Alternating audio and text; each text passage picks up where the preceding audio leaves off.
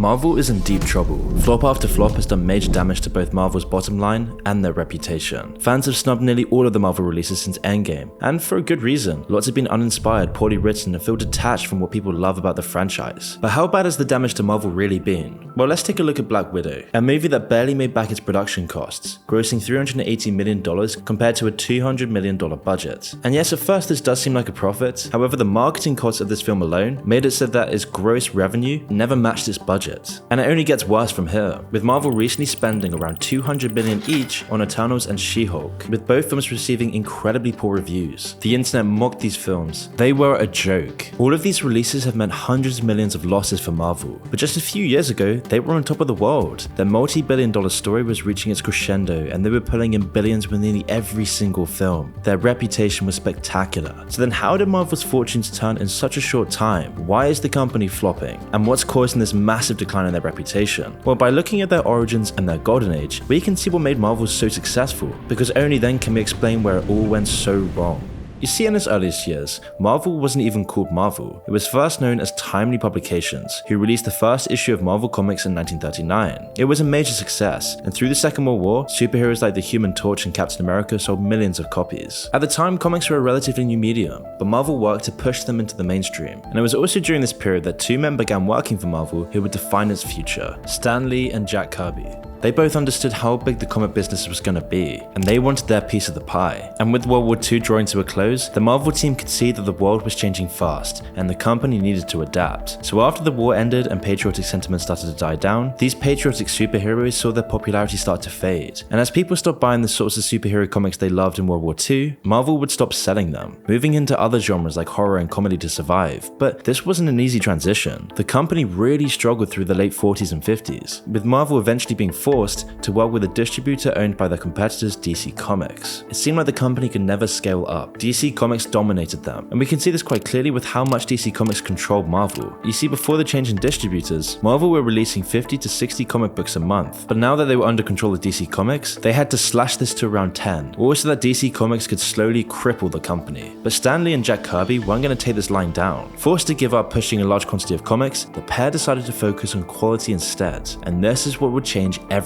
You see, Stan and Jack understood that their strength lay in superhero comics, and recently they'd seen that DC Comics was now actually finding some success in revitalizing the genre. So the pair created new characters like Spider-Man and the Fantastic Four, all to compete with Batman and Superman. But these heroes weren't as one-dimensional as their predecessors. They had complex motivations and personal issues. Spider-Man was driven by regret and loss, while the Thing was an ugly outcast scorned by society. Instead of representing the ideal 50s golden age period of American society, they subverted it. They showed the flaws and ugliness in the system, and their complex stories were extended over years, building a much more fleshed out and interesting story that was completely new to superheroes. And this approach turned out to be amazingly successful. DC Comics had inadvertently catalyzed their competitors, and this is when Marvel would begin their golden age. The Hulk, Thor, Iron Man, the X-Men, a wealth of iconic heroes made their debut during this period, with their comics appealing to both children and young adults. It was something new, and 60s counterculture jumped on it as a fresh artistic medium. And in 1965, a list of college campus heroes by Esquire magazine saw Spider-Man and the Hulk competing with Bob Dylan and JFK in popularity. And by 1968, Marvel was selling 50 million comics a year, and the limits put in place by the distributor were finally released. With Marvel Unchained, they were free to build on their success. But in 1970, a rift opened that threatened to tear the company in two. Stan Lee and Jack Kirby had built Marvel's reputation through their creative partnership, but Kirby suddenly left the company, courted by their rival DC Comics. This wouldn't stop Marvel though. They were determined to stay at the top, and continue to see record-breaking sales figures. And eventually Kirby realized his mistake, as in 1972, Marvel finally surpassed DC, and the next few years proved to be immensely successful for Marvel, as they stayed strong throughout the entire decade. But as far as the greater industry was concerned, the 70s were a rough time for comics. Their popularity dipped once again, as they fell out of the public consciousness and became a more specialist product. But even when sales began to fall, Marvel once again adapted to the change. You see, whilst other comic companies focused on a futile attempt to gain more fans in a shrinking market, Marvel didn't. They instead focused on catering into their loyal fanbase, which Stan Lee and Kirby had built up over the course of decades. In this time, Marvel focused on building their own characters more, giving them richer and richer backstories and identities, using the zeitgeist of the 60s and 70s to show an imperfect America, an America that showed weak men turning into strong men. Their story served as allegorical messages for teens around the world, and this is how Marvel kept their fans for years and years, and it allowed the company to see through their hard times. However, this extended Marvel universe wasn't a new concept. It had all been planned as early as 1961, but during the 70s it really started to take shape, drawing people who were already fans to explore other Marvel creations. And whenever Marvel went through tough times, it was these fans that made sure they had a future. Without them, Marvel were just a few bad years away from disaster. It was this concept of constant adaptability, deepening of their characters, and devotion to their fanbase that would prove vital to Marvel's success, because the core fanbase they created during their golden age would keep them afloat for years to come. And Marvel wasn't just passively gaining this fanbase through comics alone, they actively worked to grow it by organizing special Marvel events and making deals with new specialist comic book stores, resulting in the first MarvelCon that was held in 1975. And at the event, Stan Lee made a shock announcement. After a disappointing time at DC Comics, Jack Kirby was finally returning to the company. However, once again, their time would be short, with Kirby leaving soon afterwards, and Stan Lee also stepped down from working from comics, staying at Marvel for the next 2 decades as just a chairman and public figurehead. However, this didn't stop Marvel's success, because even throughout the late 70s and 80s, when comics were losing lots of their popularity, Marvel was sustaining themselves by appealing to their core fanbase at all times. And once the 90s rolled around, the ever-changing market for comic books suddenly picked up again, and with demand for comics skyrocketing, people looked to Marvel at the top of the industry. And Marvel wasn't going to be passive about this golden rush, they would take full advantage of it, as they expanded into new mediums, releasing 2 incredibly successful Saturday morning cartoon shows based on the X-Men and Spider-Man. However, the same couldn't be said for films. In 1990, Marvel tried to bring Captain America to cinemas for the first time, but after millions were spent on production, the end product was so bad that it was never even released to theaters. Instead, it was only released in video, and even with this, it sold incredibly poorly. In the end, Marvel lost millions from this movie, and it would take them many years before they tried again. However, when they did try again in 1998, Marvel finally achieved box office success with Blade, a gritty movie about a vampire hunter. Then 2 years later, Marvel finally struck gold with the first X-Men movie, pulling in over $400 million.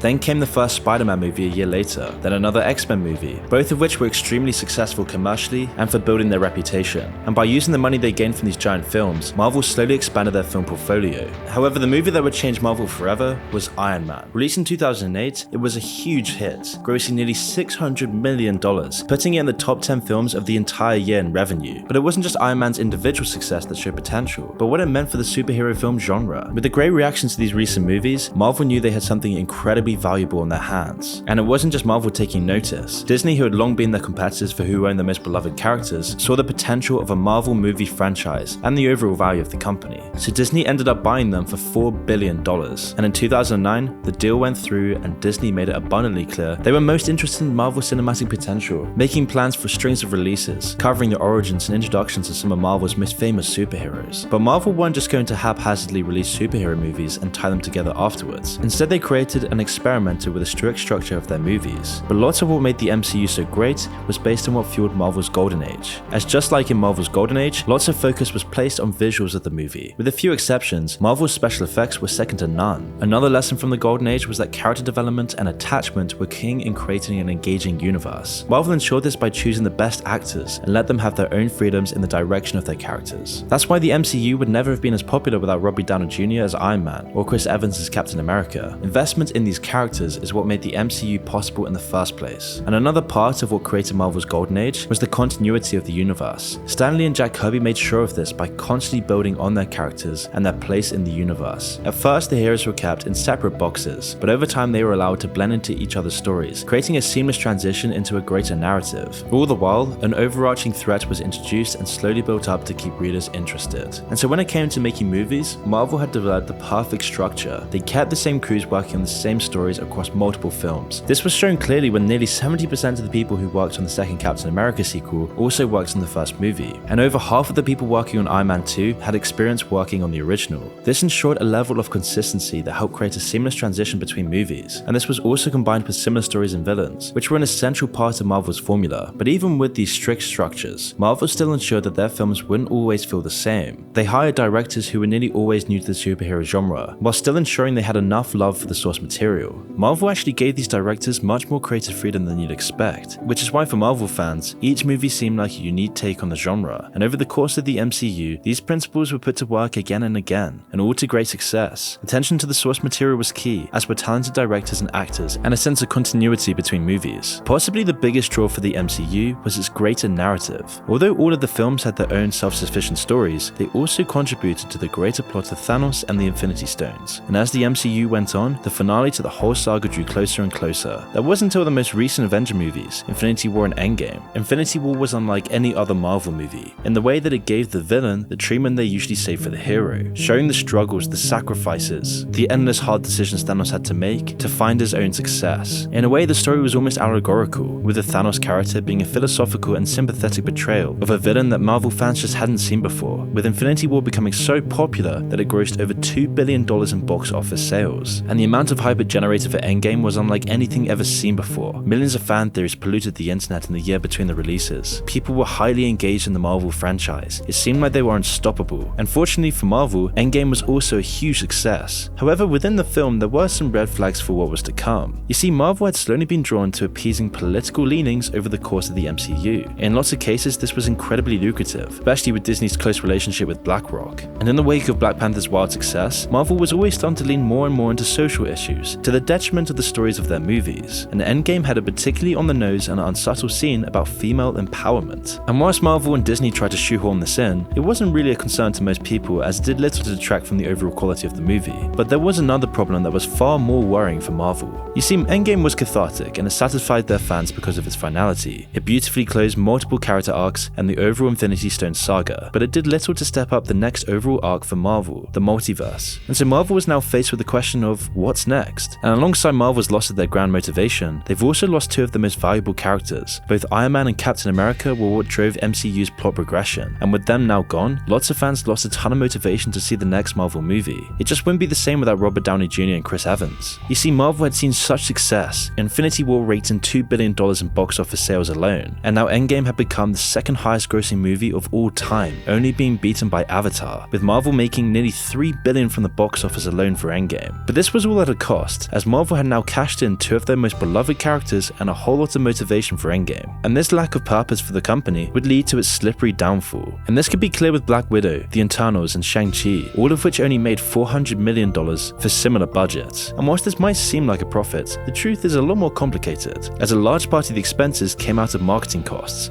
which are often much more than production budgets. And so with these three releases having $200 million budgets and $400 million box office results, it's really unlikely that they actually managed to break even, let alone make a profit. And aside from the poor commercial results, these new Marvel releases were disappointing in lots of other ways, because simply they were just poor movies, far cries from Marvel's old standards. Which begs the question, what caused Marvel to suddenly start sucking so much? Well, this is simply because they had strayed too far from their original principles, and with Disney making Marvel a cash cow, this came at the cost of their long-term vision. As lots of the things that made the MCU so successful were now just non-existent in these films, as usually Marvel employed directors who were at least somewhat experienced. Black Widow's director, Kate Shortland, had only directed 3 films before Black Widow, with years in between each one. The same is true of Chloe Zhao, who directed Eternals, and this lack of experience left them ill-equipped to tackle the immense project that Marvel gave them. Another of Marvel's principles that have been broken is their attention to the overall structure. The most recent Marvel releases have been the most deviated from the general template. Whilst this could be considered a good thing if it allows for new creative directions for the MCU, it hasn't panned out this way. Instead, lots of Phase 4 feels almost regretful that it's even Marvel property, trying desperately to fit itself into other genres. And in doing so, it loses the key elements that make Marvel films so successful. But possibly the greatest sin that these releases committed was that they barely paid any attention to an overarching theme at all. By not integrating themselves with the rest of the MCU in this way, they feel disconnected and isolated. Without a greater motivation, there's no larger reason for fans to come back for the next Marvel movie. And possibly the worst sin of MCU's Phase 4 is that it's alienated their core fans. Over Marvel's entire history, we've seen comic books and superheroes go in and out of fashion. The only thing that saved Marvel in its harder years is its dedicated and loyal fanbase. With Endgame's release and the overall lack of enthusiasm for Marvel, we may be just seeing the superhero trend start to die down again. But instead of making sure that the core fanbase is happy and engaged, Marvel's new releases have seemed specifically designed to alienate them, which was most evident in one of Marvel's newest releases, She-Hulk. Now, She-Hulk seems to stand with everything that's wrong with Marvel and Disney. It commits all the sins we've already talked about, and it goes way further than that. The directors seem to have no respect for the source material and actively fought against it. Instead of an exciting story about superheroes, allegorical messages of overcoming adversity, the show instead revolves around yes queen attitudes and twerking. There's no character arc at all. The world changes to accommodate her instead. And what makes the show so revolting is that it's filled with virtue signaling and heavy-handed political messages, instead of an actual coherent story. Even Marvel's usually stellar special effects were lacking. She-Hulk looks incredibly bad in comparison to Thanos or nearly any other Marvel CG character. And all of this combined creates the perfect storm of failure, and that's exactly what happened with She-Hulk. The show barely made it into the top 10 streaming series upon release, dropping off of the list just weeks afterwards, with audiences hating the show, which was reflected in its awful 33% user score on Rotten Tomatoes. And now, to be clear, not all of Marvel's releases have bombed. The newest Spider-Man movies have been massive successes, loved by both fans and critics alike. The Doctor Strange and Black Panther sequels have also been somewhat successful, as was Thor: Love and Thunder. Although these films were only successful because they stuck to Marvel's winning formula